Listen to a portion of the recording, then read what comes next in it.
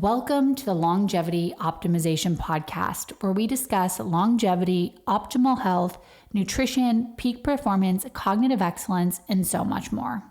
Carolina, it's such a pleasure to have you here with me today. Yeah, thanks for having me, Kayla. Super excited about this conversation. Same. I mean, today we're going to dive deep into all things skin health, OneSkin. But before we do that, will you talk a little bit about your background and how you got interested in this area of work? Yeah. So I was always interested about science since I was young. And what fascinated me was to understand how things work in our body from a biological standpoint. So we understand how our tissues function, and when something starts not functioning well, and that leads to diseases, that's when we can come up with hypotheses on how to fix what's not working well.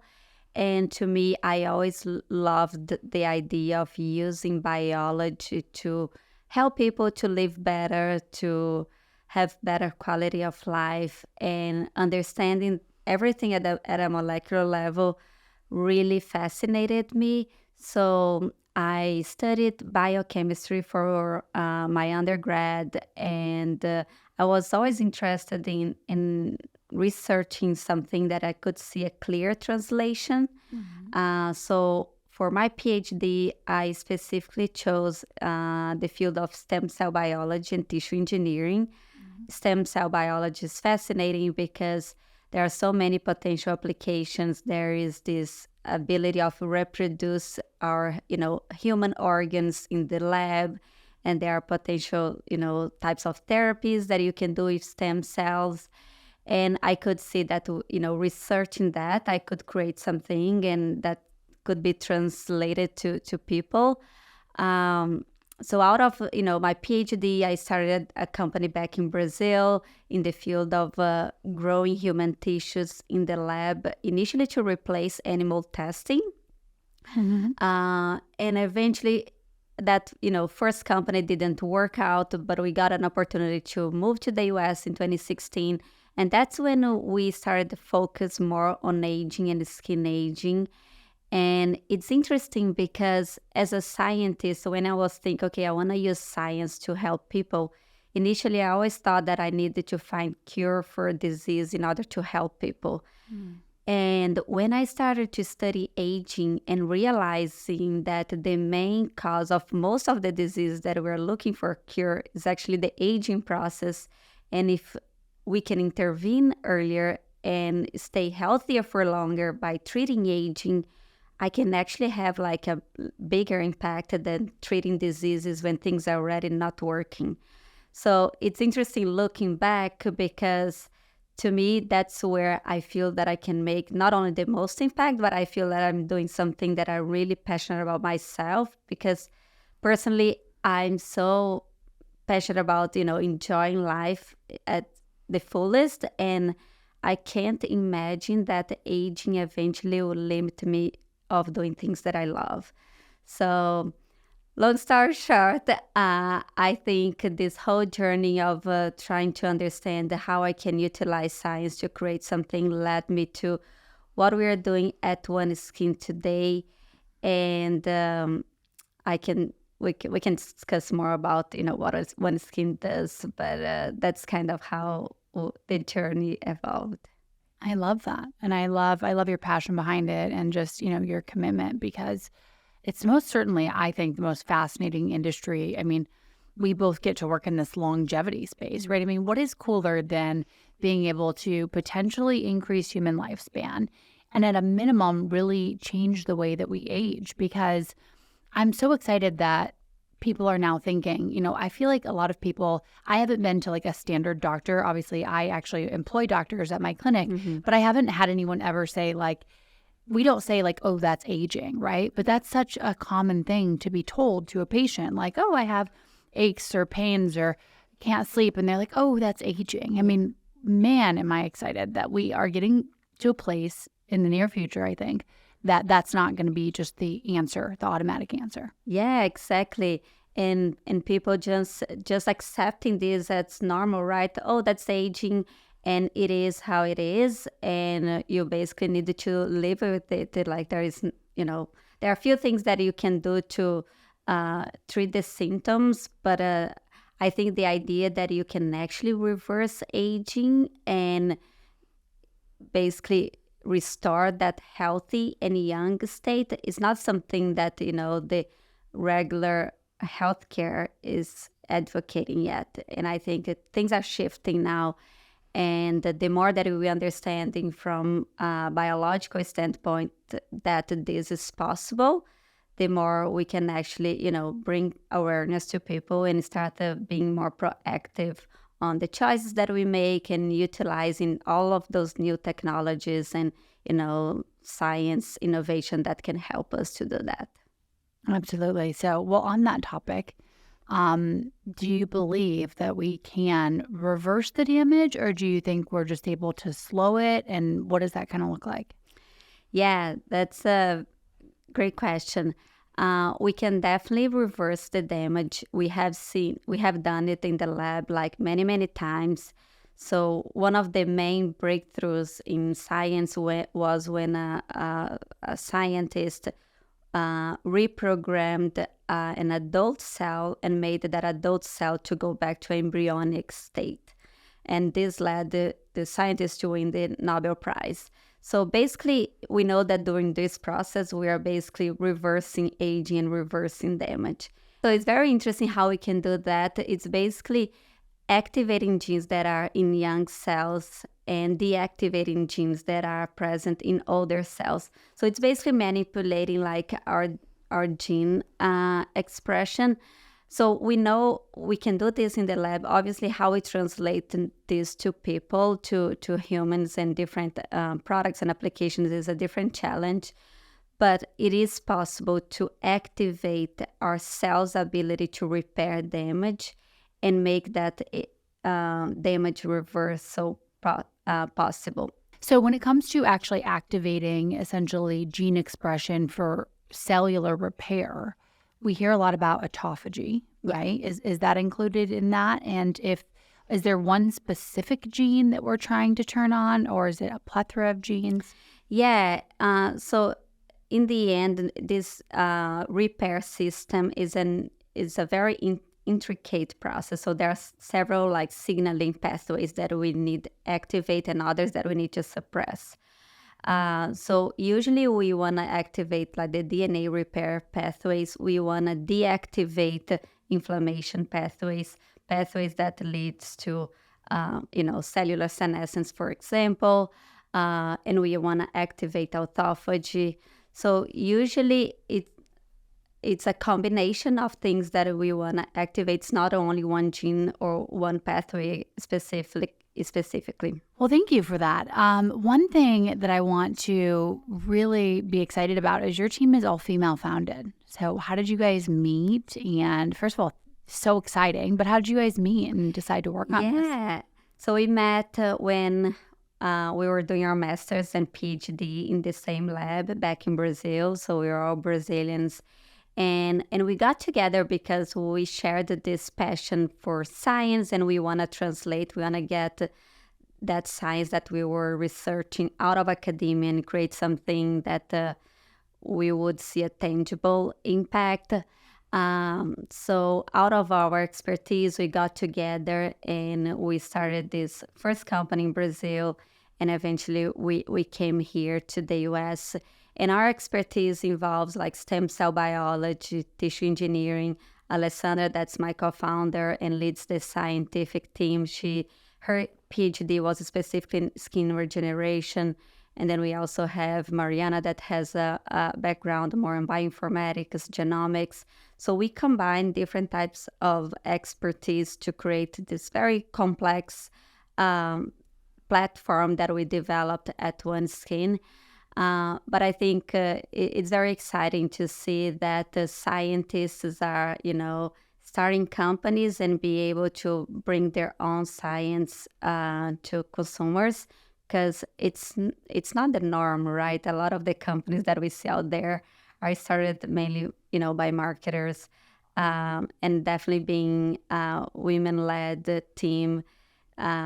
I think I feel so, privileged to have such powerful women around me and to be an inspiration for other women out there. I think we can definitely do more and show our talent, and we understand a lot of the needs better as well.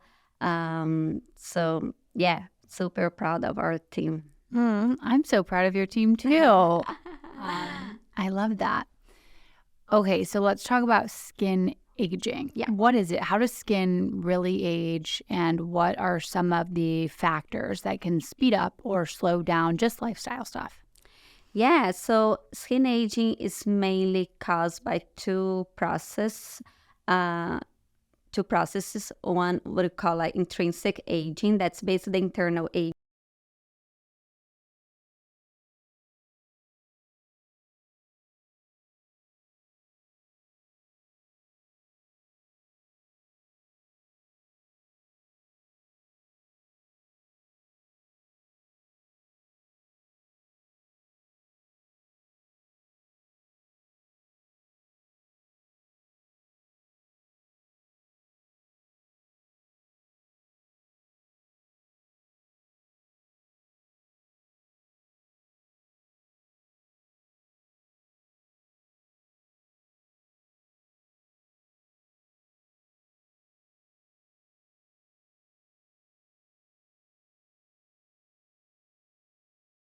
Formation of these old cells that we call senescent cells. And we believe that senescent cells accumulation is one of the key drivers of aging, because once you have this pool of senescent cells, they start secreting inflammation and they induce these healthy cells around to age faster. For those who are not familiar with senescent or zombie cells, which is a more common term, we like to compare with a rotten apple in a bunch. So that senescent cells is spoiling the healthy cells to age faster.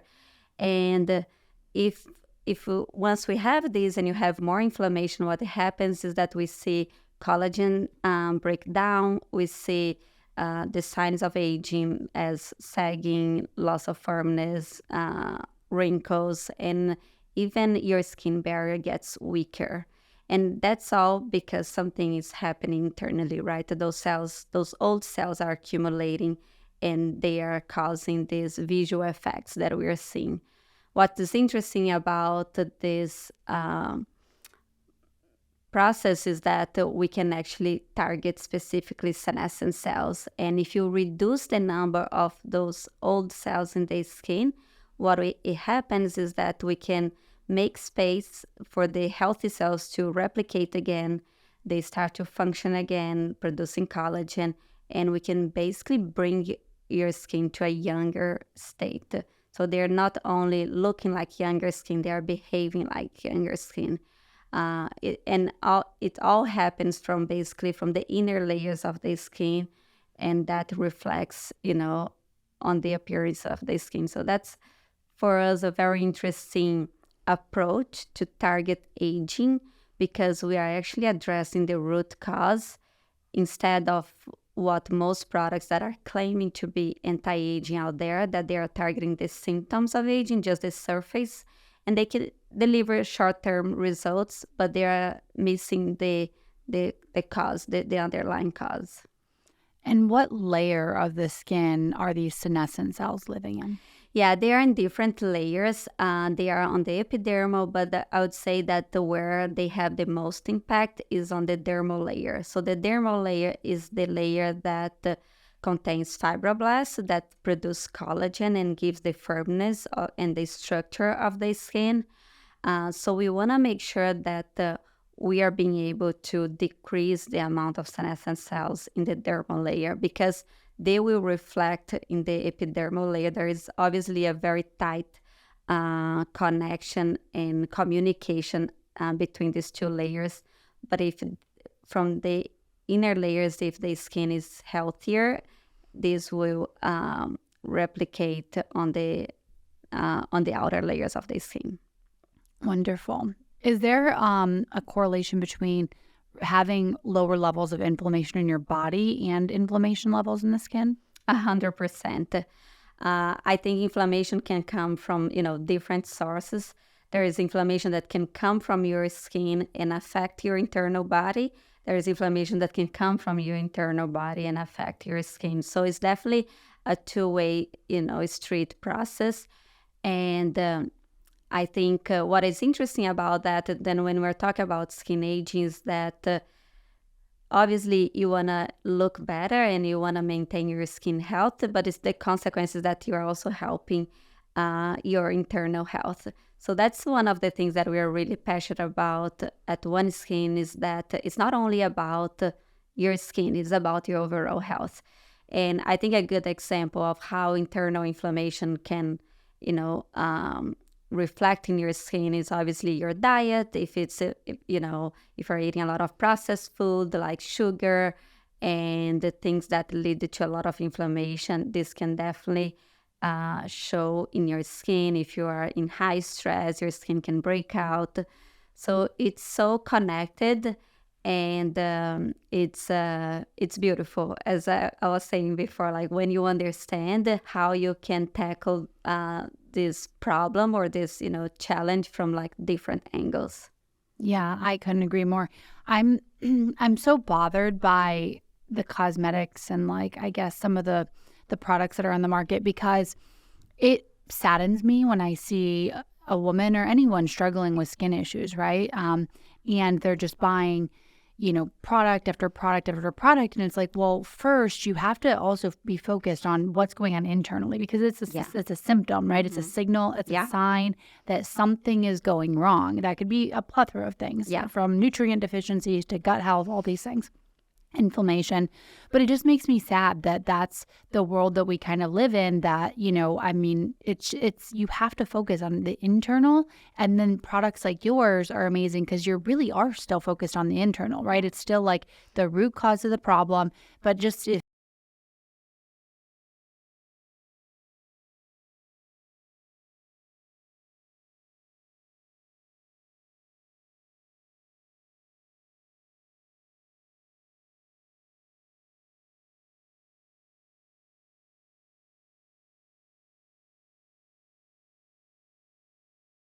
long term. So Yeah, and I think this all goes back to the mindset that a lot of the consumers have. They want the quick fixes, right? They want something that they put on their skin and it solves immediately. And although some products can promote like a relief, they eventually that issue can come back because again, the underlying cause is not being treated. So that's why I love this whole holistic approach of understanding again how everything is connected, and and doing this treatment in steps, right? Like making sure that you revisit like all of your lifestyle and test yourself and measure, and because everyone is so different, our skin reacts differently to different products. People have a sensitization to different types of ingredients. So it's a unique journey in some ways, and I think people just needed to look for again something that can help them for the long term. yeah, absolutely. I agree. And overall, and I know that some people are caught up on the price, whether it be for testing or like really high quality products. But at the end of the day, if you really think about it and add up all of the funds that you spend on trying out different products that don't work, you could just have done the testing, optimized your internal, and really invested in super high quality products, and you would get a better result. Yeah, and to me, that's something that it's so important for me, and it's interesting because obviously, OneSkin, it's mainly about the skin, but I'm obsessed about my health, and I think where I found that this fulfilling journey with OneSkin is that I saw the connection between skin and health, but I see the spend that I make on like on testing or supplements or even in skin product as an investment in my health. So to me, this is number one priority. And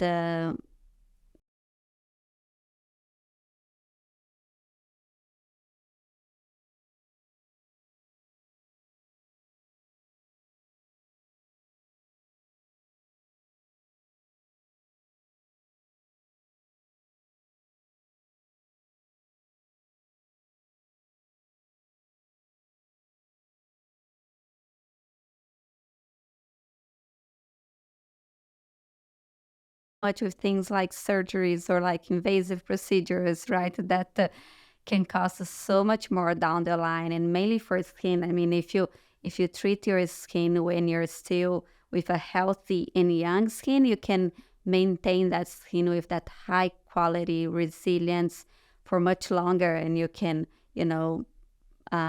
push those treatments for the future, like treatments that are more invasive and expensive.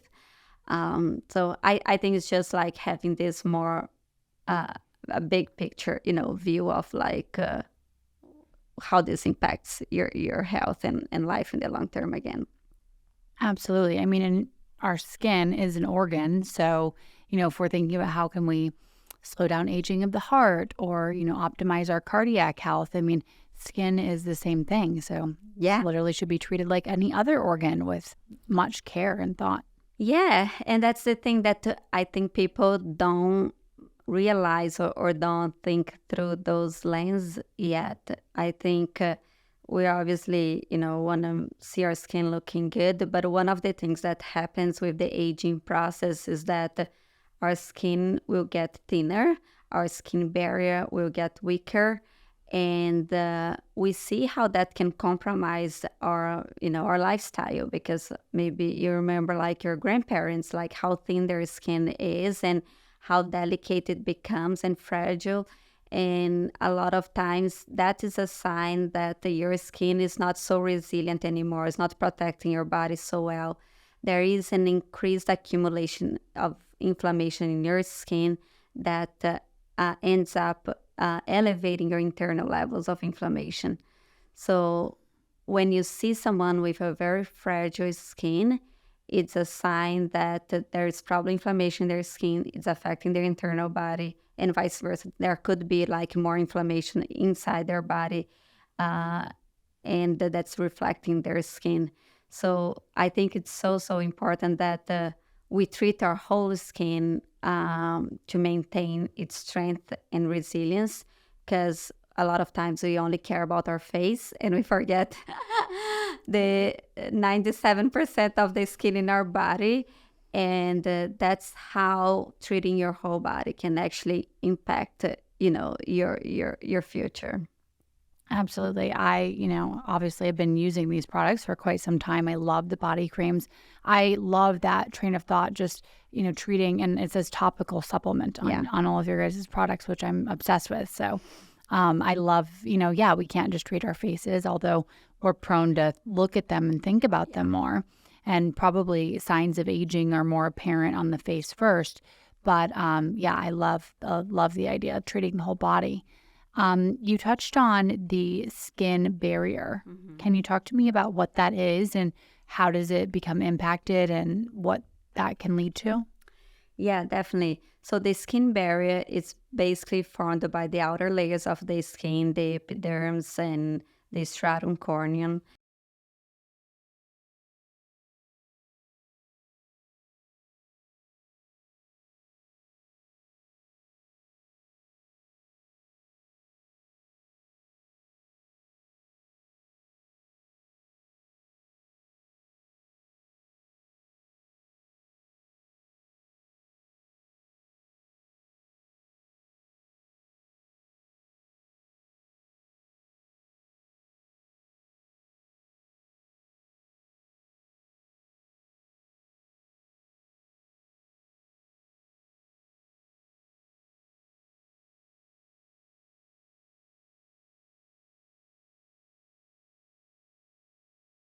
That's why a lot of like retinoids or acids, they can make your skin more sensitive. That means that your skin is exposed. So during that period that you are regenerating your skin, you need like a lot of, sun protection and sunscreen. So that's because the barrier is compromised. And a lot of things can compromise your barrier. It could be, again, an internal issue, it could be products. But the main goal of any treatment for the skin should be to maintain and strengthen the barrier, because that's how we make sure that the skin is functional and is protecting our body. Because when the barrier is intact, everything internally should work, better. When the barrier is compromised, basically your skin is exposed, and the chances of infections and disruption of that homeostasis state, it's higher. So that's why it's so important to take care of the barrier of the skin. It's so interesting because I feel like for so long we've been told that retinol is like the gold standard of anti-aging. But when you walk us through the process, I mean, that really calls into question. So your opinion on retinol? Yeah, so I'm not, I would say, against retinol 100%. I'm just more cautious about how much retinol we should put in our faces. I used to use a lot of retinoic acid. I had acne growing up, and eventually I continued to use for its anti-aging purposes. And I was constantly red, and I was constantly peeling off. And when we started testing, the peptides that we were researching at OneSkin, we were comparing with retinoic acid because it is the gold standard. And initially, what I saw is that instead of like the genes associated with aging going down, they were going up with retinol. And I was like, wow, this is supposed to be anti-aging. These genes are going up, and inflammation is going up, and collagen is also going up. So, okay, we see that is inducing collagen. And my interpretation is that during that acute phase that you're using retinol, you can induce inflammation, and aging, can actually going up. If your skin adapts well and you recover, those genes will come down, and you have the collagen production, and you can recover from that process. What it's a little problematic is if you continue to induce the peeling and the inflammation over and over in a way that your skin doesn't recover. So in that way, you could, one, be exhausting your skin because you are always inducing cell renewal, and then eventually you only have so many stem cells to replace the ones that you are peeling out. The other thing is that you need to make sure that you don't have like more inflammation than you can handle, because in the end that can lead to damage your skin or compromise your barrier in the long term. So to me, it's basically, I like the idea of like cycling or at least like alternating days with retinol or not. Mainly if it's like medical strength, like the tretinoin, the ones that are stronger. If it's over the counter and if your skin tolerates well, I don't see, a major problem. But it's basically listen to your skin, how much your skin is reacting. If you feel that your skin is completely adapted, I think it should work well for you. Just like be careful with like dryness and redness, and make sure that you are using a complementary product to counteract some of those potential side effects. I love that. Thank you. I think you probably just opened up a lot of people's eyes. So, yeah, it was an interesting learning for me as well, and it came from the studies, and I think for me it was like an interesting realization as well. And then from that moment, I stopped using retinol because I was like, okay, I'm not doing what I thought that I was doing. And now I use very occasionally. I basically only use OneSkin. But for a lot of people, they can use OneSkin combined with retinol. I think OneSkin is a great alternative for people with sensitive skin that cannot tolerate retinol. So it's good that we now have options that are as effective. And a lot of the data that we have in the lab is very interesting because we see that the collagen production of OS1 peptide, that's the main ingredient behind our products, is at similar levels that retinoic acid induces, but with no inflammation, with no increase of like gene associated with aging. So basically what we found was a way that we can target aging. We can actually decrease the genes associated with aging, reduce collagen, but no side effects. Very gentle, very simple in some ways. I love that. Before we dive into the product, because it's so interesting, and I've been aware of OneSkin, I mean, I'm so, blessed that I learn about amazing things in the longevity space super early. So I've been aware of you guys for a long time. But how do we even measure skin aging? Obviously, can you talk about how you do it in the lab? Then there's also a big wave of people doing skin aging measurements with some of these devices like cameras. Yeah. So that's a great question, and one that we care so much, because we can only know if it's working if you can measure. In the lab, luckily, we have many ways that we can measure. We can measure gene expression, as I was saying, like if this gene that is associated with aging is going up or it's going down, we know if the product's working as we expect. The most accurate or comprehensive way to measure is actually measuring the skin's biological age. And we can measure that through the epigenetic signature of the skin. But we can only do this in the lab. It's easier to do this in the lab because we need a skin biopsy. But we can also do in humans. It's just like an invasive process. So in the lab, what we do, we extract the DNA of the skin and we sequence and we measure like how is this epigenetic signature, and we run through this algorithm that we have trained, and we can determine the age of the skin. So for example, I'm 38, my skin can be 35 or can be 42, depending on how healthy, how functional my skin is. And obviously, that depends on my lifestyle, my genetics, a combination, but I think we have a number. So if I have a skin that's like 35 and now I'm treating with, whatever product or peptide, I can now measure at the molecular level how many years I'm reducing the age of the skin. So it's a way that we can quantify the age reversal effect, which it's very accurate, as I said. So for example, if for peptide, we saw that we could reduce 2.5 years the age of the skin in the lab. So that's actually the first molecule that was validated to reverse the age of the skin. So in the lab, it's really interesting because, again, we can measure, we can quantify. In humans, becomes a little bit more challenging. As I said, we can collect a skin biopsy and measure that. It's just not something that you can do on a daily basis. The filters that you mentioned, I'm still not a big fan because it's still so influenced by the lighting. So if you change the light, your age will be, it could be like 3 or 5 years different. So, and also if you wake up one day and, you didn't sleep well, and then, so I think the best way that we can quantify the efficacy of a product is still collecting some type of biological material.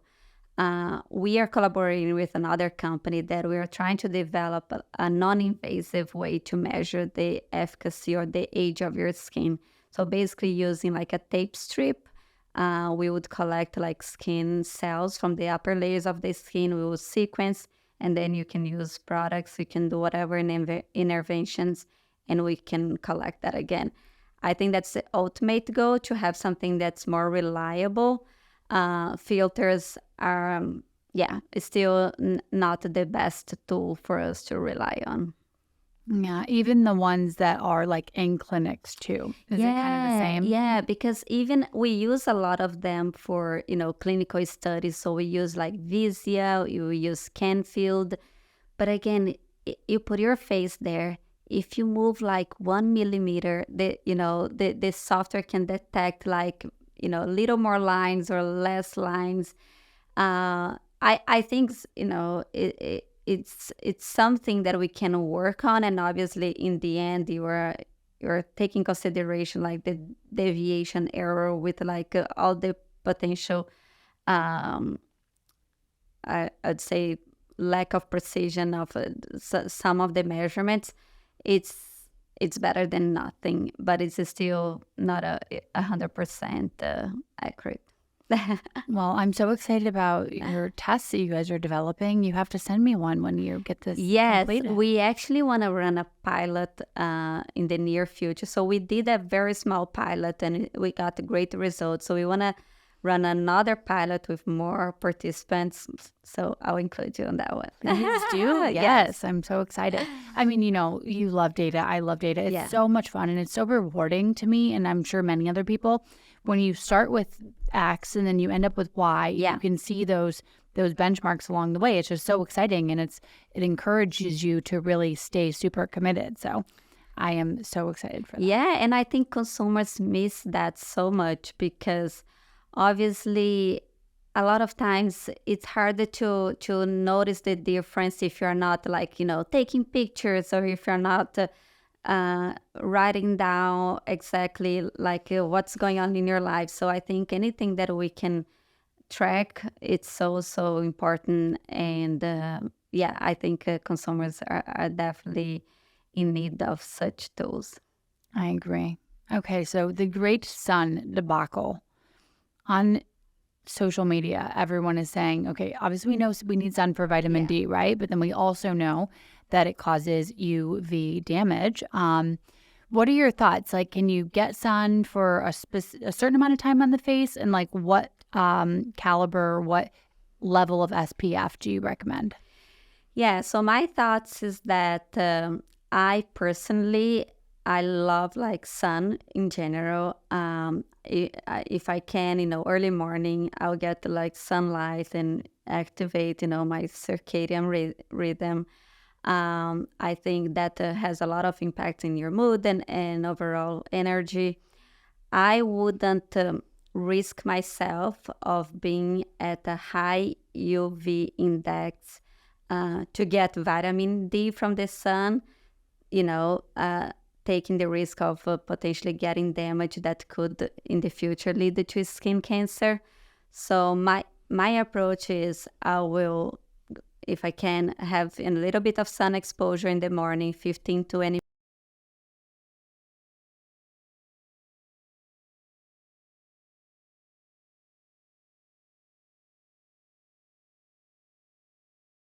I know that even though if I have sunscreen, it's almost impossible to protect 100%. So even you get tanned a little bit. So I think what we are trying to do with sunscreen is to prevent sun damage, sunburn in a way that would potentially cause cancer or accelerate aging. It's not that we want to completely block sun. I think, a little bit of UV rays for your skin is totally fine. It's just not at that level that can cause damage and can potentially, in the future lead to skin cancer. So to me, and you feel, right, if you're out there and your skin is burning, it's a great sign. Like, go to the shade, apply more sunscreen, put a hat. I can't like be anywhere and feel that my skin is burning. It freaks me out. So I think it's just like a need to like listen to your body. And and in the end, it's not that at least for me, like you needed to completely avoid the sun at all costs. I think life, it's being outdoors and, doing a lot of sports, but there are so many ways that you can enjoy both, and you can protect yourself and you can avoid some of the, the damages that come with sun. That's really hard a lot of times to reverse, like is the sunspots, is the obviously, the fine lines, wrinkles, that is a sign of like collagen breakdown. We do this study in the lab, actually. We expose the skins to UVB, and then we apply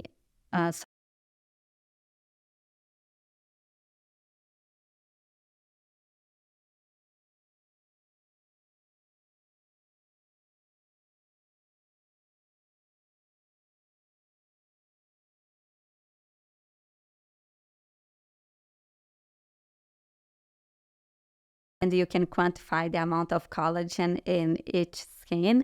It's really cool to see that, again, you can be out in the sun with the right SPF and you are actually boosting collagen production.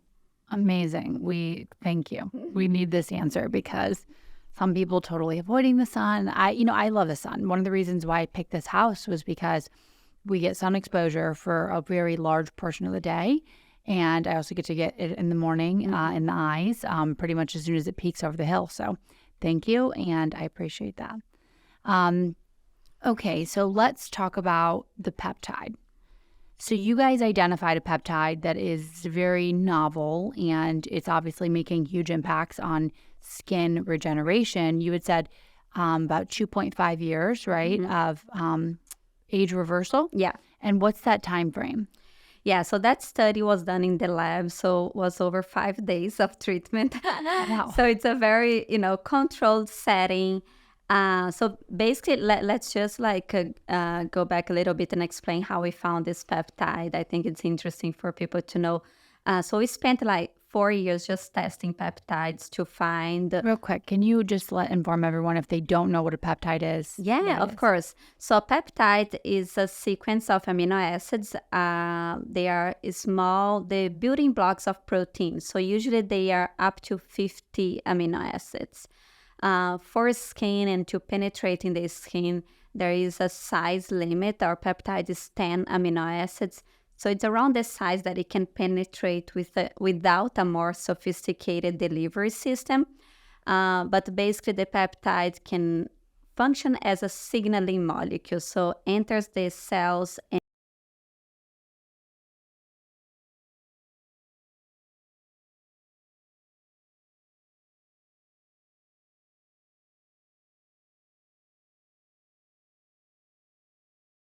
deactivate pathways related to inflammation with senescent cells. And it's very interesting because peptides, they function in very small doses. So for example, our peptide works at a nanomolar or like micromolar. So very small concentrations can have a very significant impact. And it's similar for hormones, right? Hormones, you know that peptides bind the hormone receptors and they can obviously have like a very significant impact. So a lot of time people will complain, oh, why your peptide is the last ingredient in your product? Like this should be the main ingredient. And that's not necessarily the case. It could be like in very small amounts, but you do need to know what is the concentration that the peptide, it's functioning. Because obviously there are, different ranges. And if it's too low or too high, one, they can cause like toxicity, or too low cannot be effective. So at OneSkin, we tested all of that and we added the concentration that we know that works, penetrates the skin, and so on. So going back how we found the peptide, so we spent around 4 years just testing peptides with this goal of finding one that could reduce the load of old cells, senescent cells in the skin. So we tested nearly 900 peptides before we found OS1.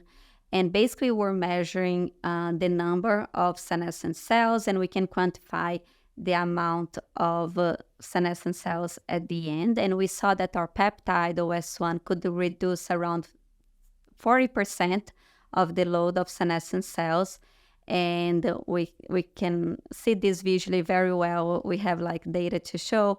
But also, what we see when we reduce the load of senescent cells is that the healthy cells are proliferating, they're, replicating. So that's why we call real rejuvenation, because in the end, you have more young cells than before the treatment, and you have like very few of those old cells that would be accelerating aging. And as I said, in the lab, we could measure that it reduces the age of the skin in 2.5 years. Obviously, very controlled.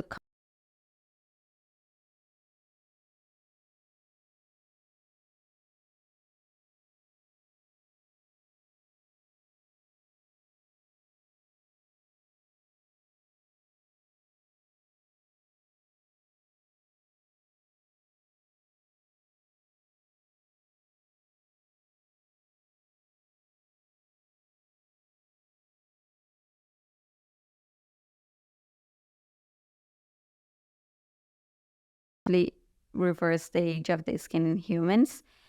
So instead of aging 1 year, we are reversing back 3.3 years. Now we are repeating this study again with a larger cohort, and we expect to either see that we can show this age reversal earlier, or have a larger impact in terms of reducing the age of the skin. But all very exciting to show that what we saw in the lab is now translating to people. So if people are using our product consistently for 12 months, they should see this kind of effect. That's so exciting. Is that at once or twice a day? Twice a day. Twice a day, Yeah. morning and Morning night. and night, yes. Okay, amazing. And you now have the eye cream. What's the difference between an eye cream product and a regular like facial product? Yeah, that was something that we discovered as we were studying the skin differences between, your face and your eyes. So the skin around our eyes is around 5 times thinner. And when we saw studies that measure the biological age just under or above your eyes, and it was 20 to 30 years older than the skin around your Jeez. temple. I know, it's depressing. I know, that's so sad. So now we know, okay, that's why we see the signs of aging faster around your eyes. It definitely ages faster. It accumulates more senescent cells. So we thought, okay, there is a clear need to develop a product that is targeting that delicate skin around our eyes that has more senescent cells. Because the challenge with the skin around the eyes is that it's thinner. So we not only need to have a more potent product, but we also need to be very gentle because it can't cause any irritation, right? So we actually tested in eyelid skins that we got in partnership with like plastic surgeons, people that do like blepharoplastic surgery. Yeah. So we could like culture that very thin skin, and we start like formulating this new eye cream with like different ingredients. We increase the concentration of the peptide, so actually has the highest concentration of our peptide. And the end result is that we could see the collagen production with the eye product is 2.3 higher than the control, and the face product's only 1 time higher. So it's a more potent product in terms of increasing collagen production. And from the clinical studies, all the instrument measurements that we did in terms of elasticity, hydration, was the strongest data that we've seen with all of our products, because we did everything to get to the most effective formula, because we knew that area needed more help. And we're very excited to see both, the lab data, also the clinical data, and it's one of the products that people see results the faster. So yeah, very exciting. I love that. Well, thank you so much. Are the results with the body cream about the same, or should you expect to see about 3 years of biological age or skin age reversal with that? Yeah, with the body cream, we didn't do the same study because it's a very expensive study of this one that we measured the biological age. But what we did was an interesting one because we wanted to correlate the health of your skin with your levels of inflammation, as we were talking earlier. So for this study, we recruited participants that were older. They were like from 60 to 90 years old. We collect their blood, and then they start using our body and face product for 3 months, twice a day. And after 3 months, we collect their blood again. So basically, the only intervention that they added was treating their skin.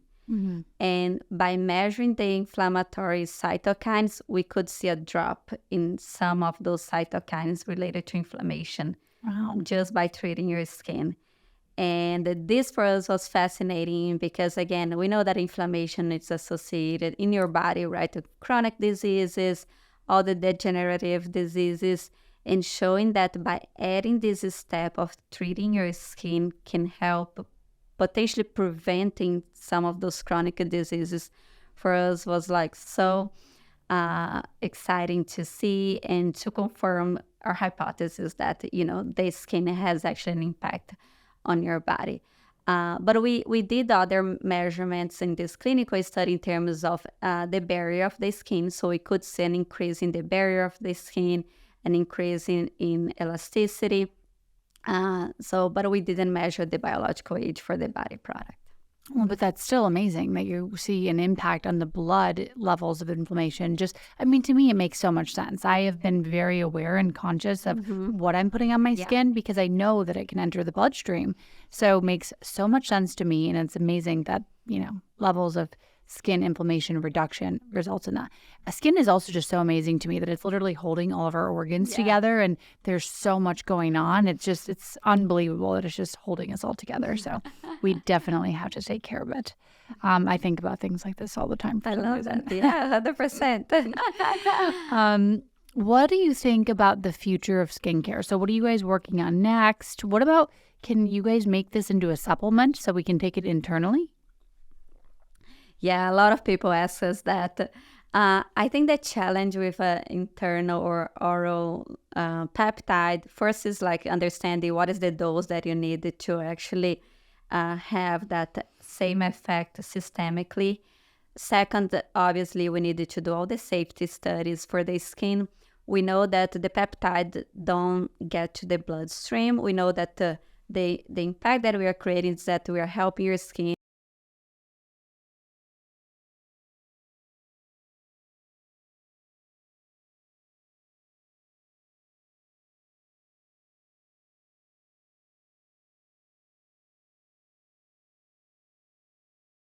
inflammatory conditions.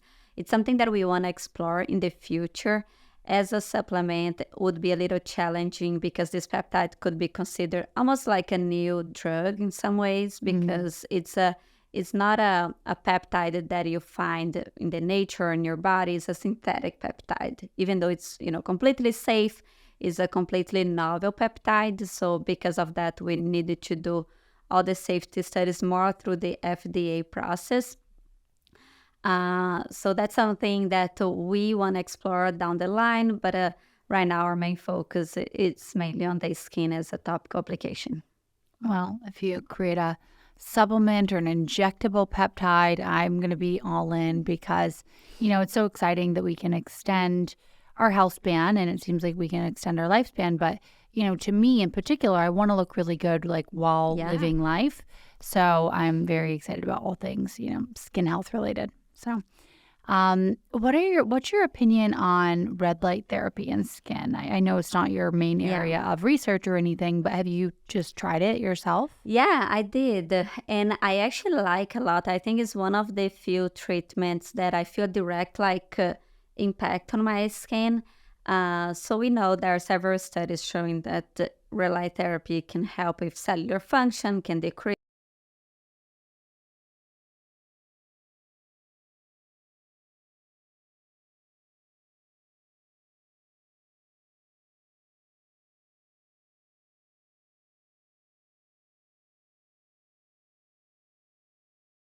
thing. I obviously when I do red light therapy, I have like bare skin. I don't like to have any products because you want your skin to absorb the light.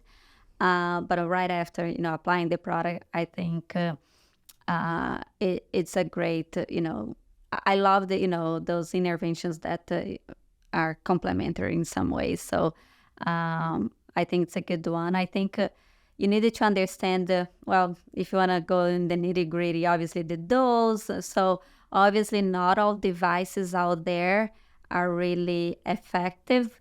You needed to have a certain dose, and usually the masks they don't necessarily reach the dose that you need. So you need that panel that's a little stronger.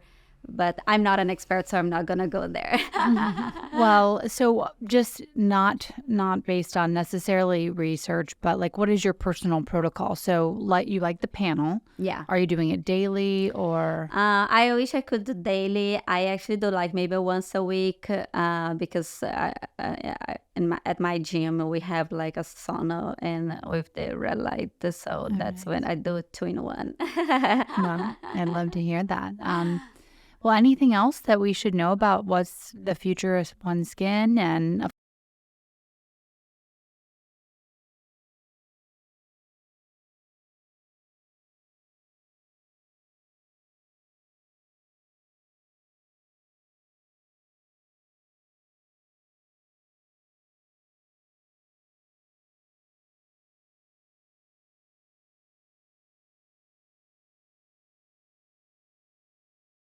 of being a biotech company developing a product for skin is that we are the first able to translate that new research into products. So the more that we understand how we can manipulate aging or reverse aging, the fastest, we at OneSkin will work to bring like new products that will make this accessible to our community, to anyone out there.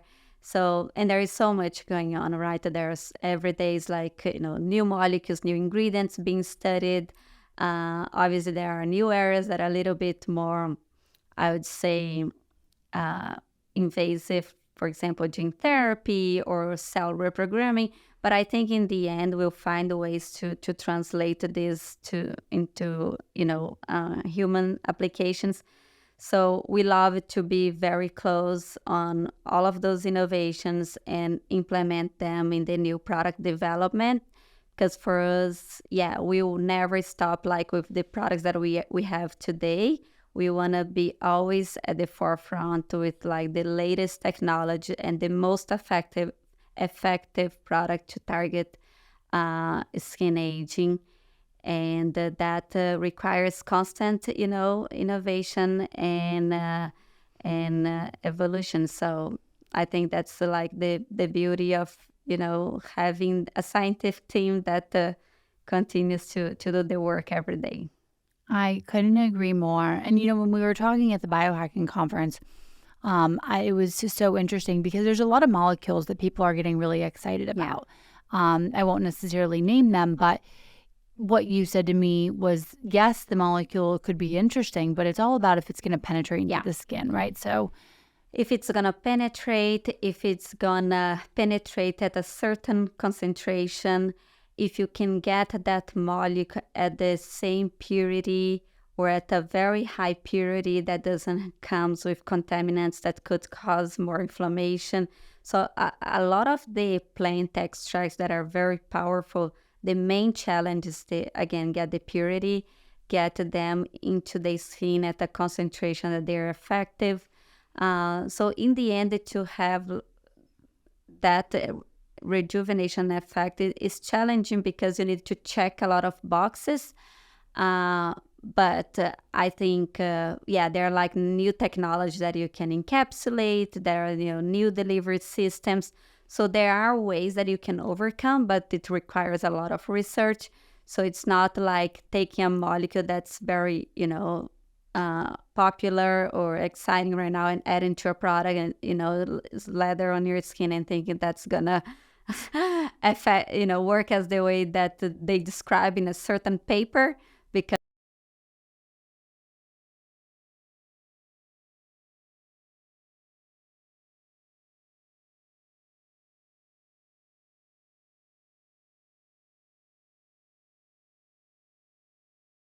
it's the entire industry of cosmetics and skincare products. So just because you're putting something on doesn't mean it's actually working. Yeah, 100%. And luckily, because we can see everything at the microscopic level, we can say it, we can tell it faster if it's like working or not. For the consumers, a lot of times they will like use for some time and then move to the next one. So it's definitely a more frustrating journey. But hopefully we can be here to help and do all the hard work so people can just kind of enjoy the benefits. Well, I'm grateful for all of your hard work. So thank you for making it clear and just, easy to understand. And it was such a pleasure to have you here with me today. Awesome. Thank you so much for the great questions, Kayla. It's always fun to, dive into the science and explain the why behind everything that we do. So thanks for this opportunity again. Oh, absolutely. This podcast is for informational purposes only, and views expressed on this podcast are not medical advice. This podcast, including Kayla Barnes, does not accept responsibility for any possible adverse effects from the use of the information contained herein. Opinions of their guests are their own, and this podcast does not endorse or accept responsibility for statements made by guests. This podcast does not make any representations or warranties about guest qualifications or credibility. Individuals on this podcast may have a direct or indirect financial interest in products or services referred to herein. If you think you have a medical issue, consult a licensed physician.